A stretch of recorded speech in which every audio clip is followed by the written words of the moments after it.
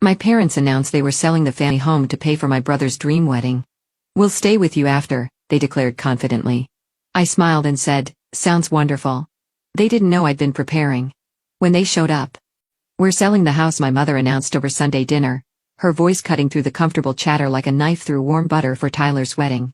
Of course, I nearly choked on my roasted chicken. My father nodded approvingly beside her as if this was the most reasonable decision in the world. My brother Tyler, sitting across from me with his fiancée Jessica, beamed, like he just won the lottery. "You're what?" I managed, setting down my fork with shaking hands. "The Morrison Family Estate." My mother continued, dabbing her lips with her napkin. "Tyler and Jessica deserve a fairy tale wedding, and we want to give them the best start possible. The house should cover the cost beautifully. My name is Rooney Thompson. I'm 35 years old and I work as a senior marketing coordinator for Bright Vale Mining in Birmingham, Alabama. I've spent my entire adult life building a stable career while watching my parents bend over backward for my younger brother. But this was beyond anything I could have imagined. "Where will you live?" I asked, though. I had a sinking feeling. I already knew the answer. My father cleared his throat. "Well, we figured we could stay with you temporarily, just until we find something suitable temporarily." I repeated the word, tasting bitter in my mouth. Tyler leaned forward eagerly. "Rooney, you should see the venue Jessica found.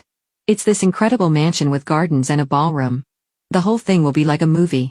Jessica nodded enthusiastically. Her engagement ring, catching the light. "We're thinking 200 guests, maybe more, live orchestra, professional photographers." The works. I stared at them, processing the magnitude of what they were asking. My parents had raised me in that house. Every childhood memory I had was tied to those walls, that garden, the creaky stairs I'd climbed thousands of times. "How much are we talking about?" I asked quietly. "The wedding will cost around $80,000. My mother said proudly, "Nothing but the best for our Tyler, $80,000 for one day." Meanwhile, I'd been living in a modest 2-bedroom apartment for years, saving every penny I could because I knew that someday I might need to help my parents in their old age. I just never imagined they'd sell their security for a party. "And you've already decided this?" I asked. "Of course," my father said. "Family comes first, Rooney. You understand that?" I smiled and nodded, but inside a cold realization was settling in. They hadn't asked for my opinion. They'd simply assumed I'd go along with their plan just like I always had, but this time felt different. This time I sensed something shifting inside me. A quiet voice whispering that maybe it was time to stop being the dependable daughter who never caused waves. Growing up, I'd always been the responsible one. While Tyler was playing video games or hanging out with friends, I was helping my mother with household chores and maintaining perfect grades. My parents called me their little adult and praised my maturity, but looking back, I realized I'd never really had a choice. Tyler was 5 years younger than me. From the moment he could walk, my parents treated him like spun gold when he struggled in school. They hired tutors when he wanted to play expensive sports. They bought all the equipment. When he crashed his first car at 17, they bought him another one the next week. Meanwhile, I paid for my own college education through scholarships and part-time jobs. I moved out at 22 and had been financially independent ever since.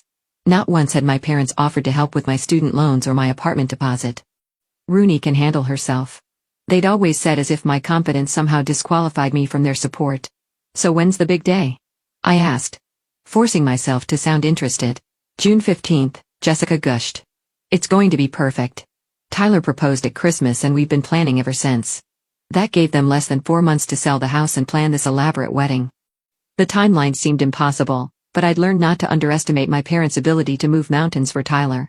"Have you found a real estate agent yet?" I asked. "We're meeting with someone tomorrow," my father replied. "The market's good right now. We should get a fair price." I knew the house was worth at least $120,000. Probably more, given the recent improvements they'd made. The idea that they'd blow most of that on a single day made my stomach turn. But I kept my expression neutral. "Well," I said carefully, "I hope everything works out." Tyler reached across the table and squeezed my hand. "Thanks, sis. I know this is a big change, but you'll love having mom and dad around more." I squeezed back even as warning bells rang in my head. Having my parents around more was exactly what I'd been trying to avoid for the past 13 years. I loved them. I also knew their expectations. They'd expect me to cook for them, clean up after them, and restructure my entire life around their needs.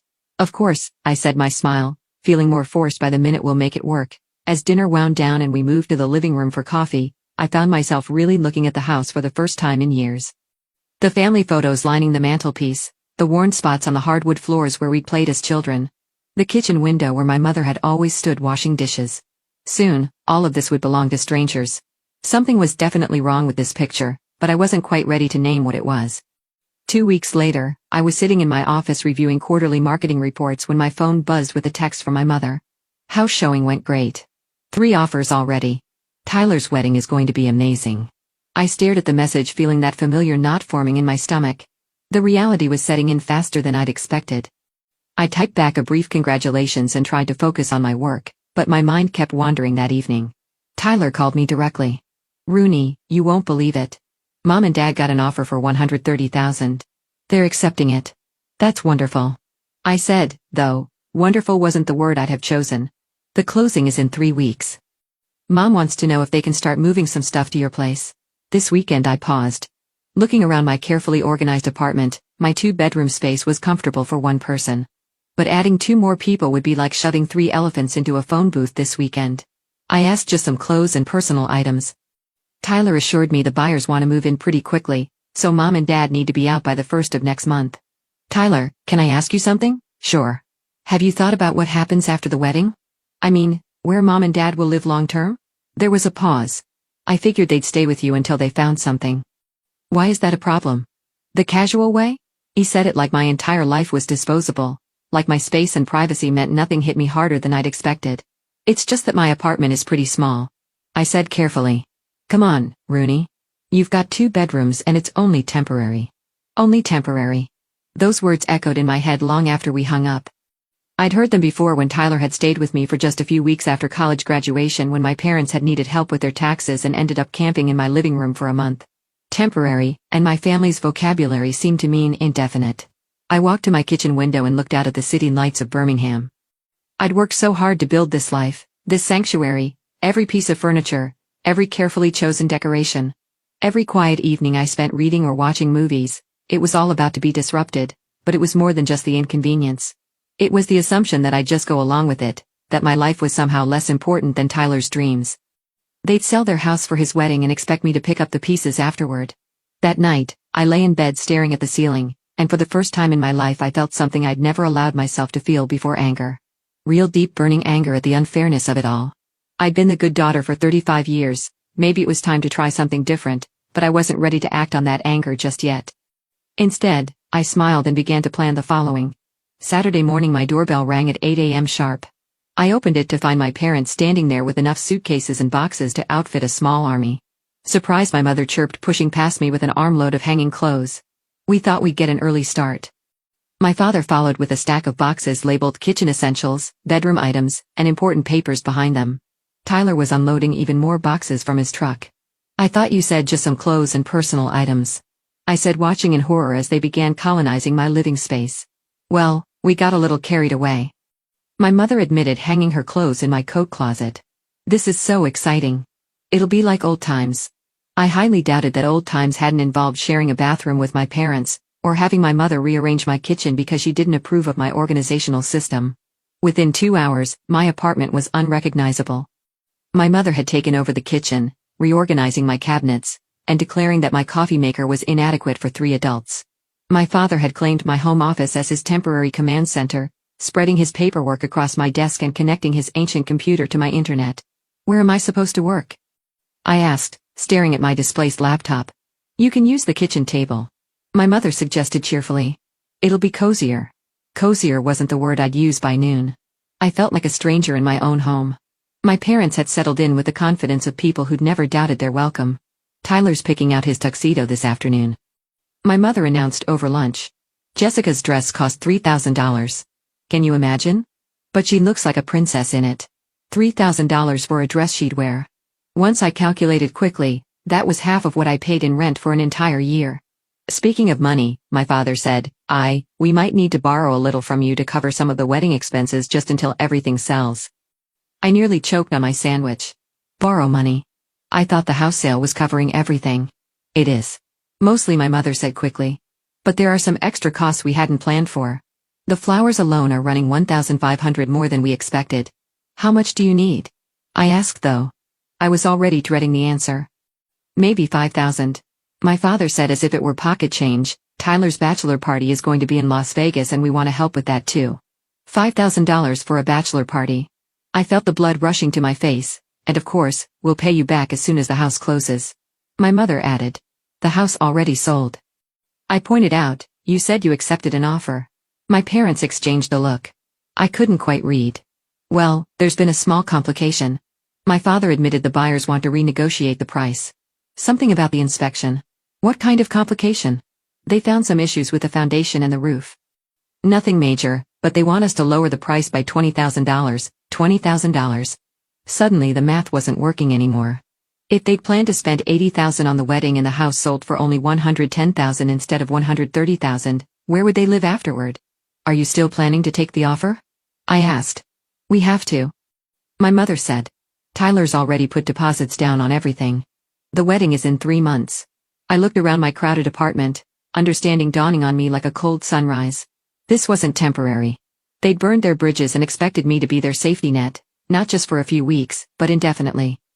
The responsible daughter in me wanted to say yes, to write the check and solve their problems, but something else.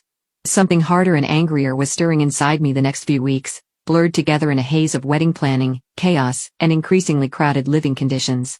My parents had officially moved in claiming they needed to be out of the house for showings and inspections, but it was becoming clear that they had no concrete plans for moving out.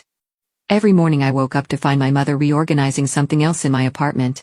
She'd rearranged my bathroom cabinet, declaring my skincare routine too complicated, and had started cooking elaborate meals that left my kitchen looking like a disaster zone. My father had commandeered my coffee table as his secondary workspace, spreading wedding vendor contracts and budget spreadsheets across every available surface. The $5,000 they'd asked to borrow had somehow become $7,000, then $10,000 as more unexpected expenses kept cropping up. The caterer needs a deposit by tomorrow. My mother announced one Tuesday evening as I tried to eat my dinner in peace. It's only another $3,000, only. I repeated, setting down my fork. Tyler's so stressed about everything. She continued, oblivious to my tone. This wedding needs to be perfect. He's our only son, and Jessica's family has such high standards. That was news to me. Every time I'd met Jessica's parents, they seemed like perfectly reasonable middle-class people. They weren't the ones demanding an $80,000 wedding. What about after the wedding? I asked. Have you looked at any apartments? My parents exchanged another one of those looks. Well, we thought we might stay here a little longer. My father said carefully. The wedding expenses have eaten into our down payment fund. How much longer? Maybe 6 months, just until we get back on our feet. 6 months. I felt something inside me. Snap, Dad. My lease renewal is coming up next month. If you're staying 6 months, I need to know so I can plan accordingly. Oh, don't worry about that. My mother said brightly. We can help with the rent increase. Consider it our contribution. They had no idea that I'd been planning to move to a bigger place. After my lease was up, I'd been saving for a house down payment of my own, dreaming of a little place with a garden, and enough space for a proper home office. Those dreams were evaporating as quickly as my savings account. That weekend, Tyler stopped by to show off his wedding rings.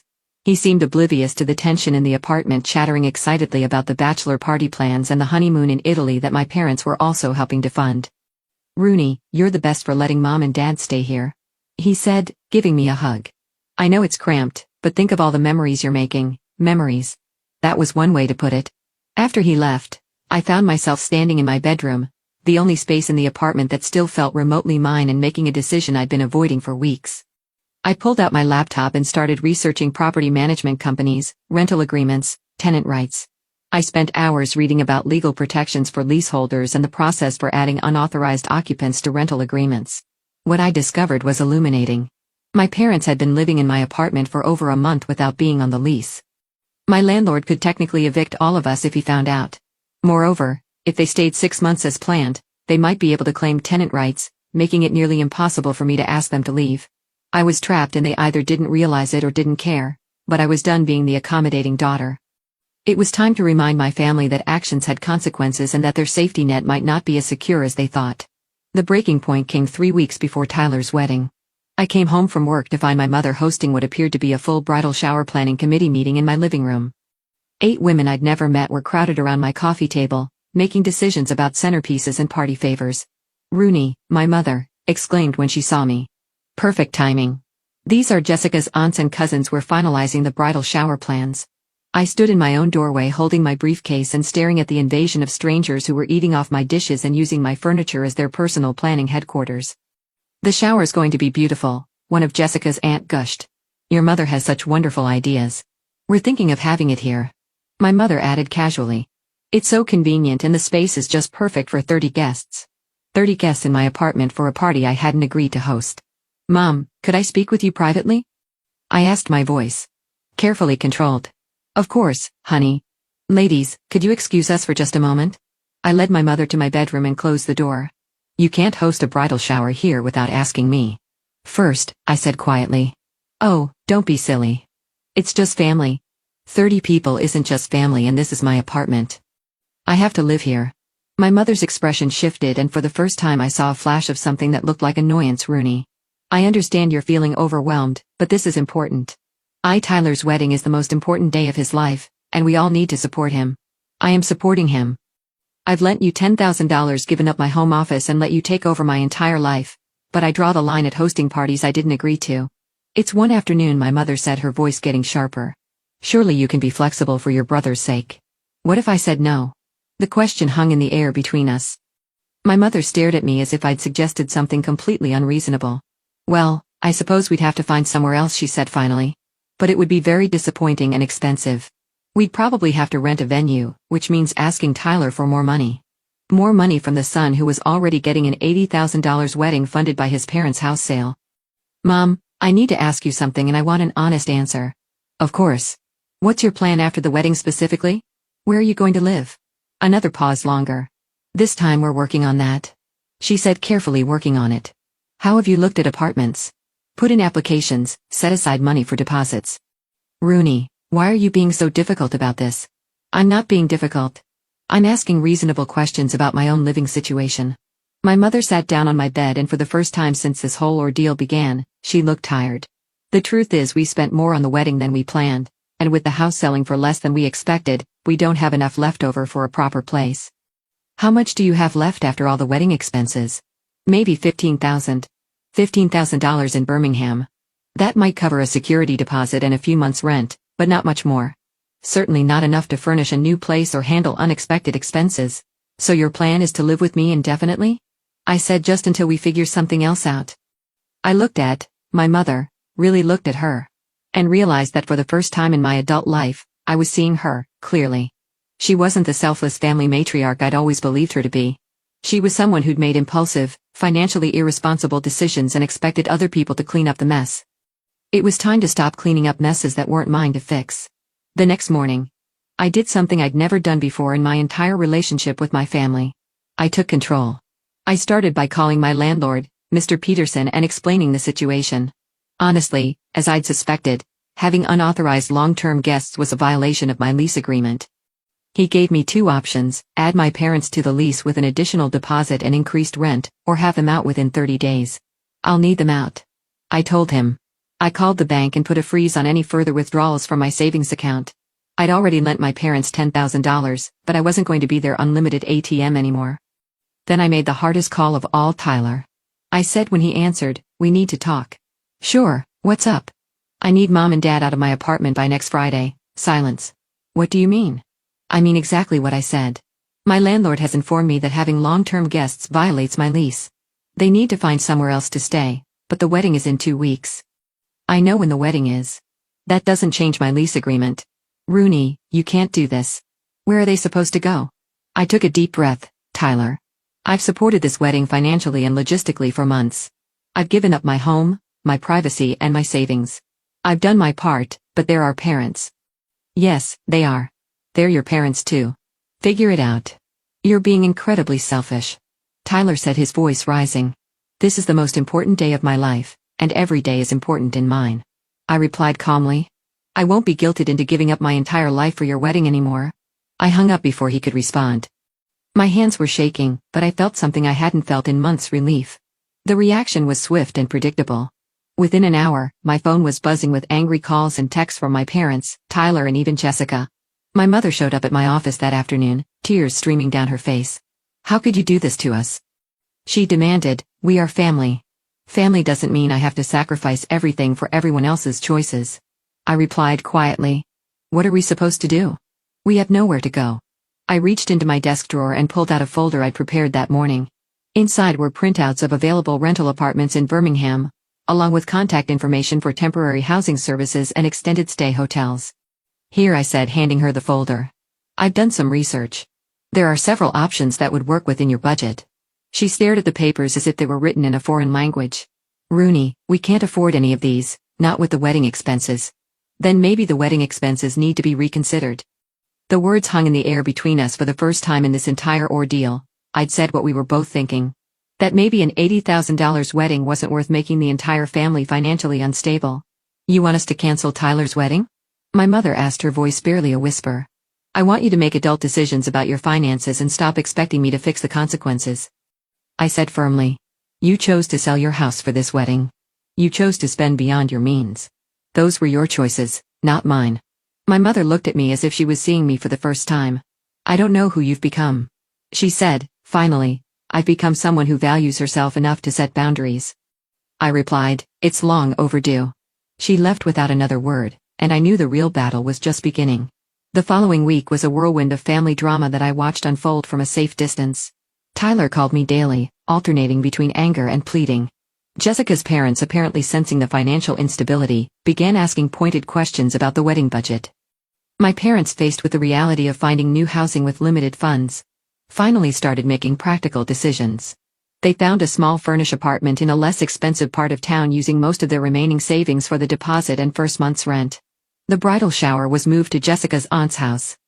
Several wedding expenses were cut, including the live orchestra and the elaborate flower arrangements. Tyler was furious, but he had a choice. Scale back the wedding or find another family member willing to bankroll his dreams.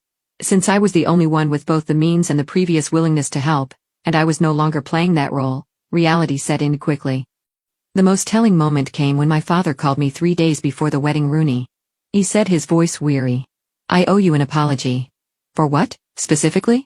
For taking advantage of your generosity. For assuming you'd always be there to fix our mistakes, for not respecting your space in your life. I was quiet for a moment, processing words I'd never expected to hear from him. Thank you. I said finally, that means a lot. The wedding is still happening. He continued. It'll be smaller, simpler, but it'll be nice and we'll manage on our own afterward. I'm glad to hear that. Are you still coming? I'd been wondering about that myself. Part of me wanted to skip it entirely to make a statement about how their treatment had affected me, but another part of me, the part that still loved my brother, despite everything, wanted to be there for his actual moment of happiness. Yes, I said, I'll be there. The wedding day arrived with typical June weather in Birmingham, hot and humid with afternoon thunderstorms threatened. The venue was still beautiful, just smaller than originally planned. Tyler looked handsome in his tuxedo, and Jessica was radiant in her $3,000 dress. During the ceremony, I found myself thinking about family and sacrifice and the difference between supporting people you love and enabling their poor decisions. I'd spent so many years believing that love meant saying yes to everything. That boundaries were selfish. But watching Tyler and Jessica exchange vows, seeing my parents sitting together in the front row of their more modest venue, I realized that sometimes the most loving thing you can do is force people to face reality. After the reception, Tyler found me by the parking lot. Rooney. He said, looking sheepish. I owe you an apology too. What for? For taking you for granted. For assuming your life was less important than mine, for never considering what all of this cost you. I hugged my little brother, feeling some of the tension between us. Finally, ease. I love you, Tyler. I always will, but I won't be your family's unlimited safety net anymore. I understand, he said, and I respect that. As I drove home that evening to my quiet, organized apartment, my space, my sanctuary, my life reclaimed, I felt something I hadn't experienced in months: peace. My parents found their footing in their new apartment and learned to live within their actual means. Tyler and Jessica settled into married life with a more realistic understanding of finances and family boundaries, and I kept my savings, my space. Most importantly, my self-respect. The next month I put in an offer on a small house with a garden and a proper home office. It was time to start building the life I'd always wanted instead of the one everyone else expected me to live. Looking back on my revenge journey, I realized it wasn't really about punishing my family. It was about reclaiming my power and teaching them that love doesn't mean unlimited sacrifice. Sometimes the kindest thing you can do is let people face the consequences of their choices, even when those people are the ones you love most.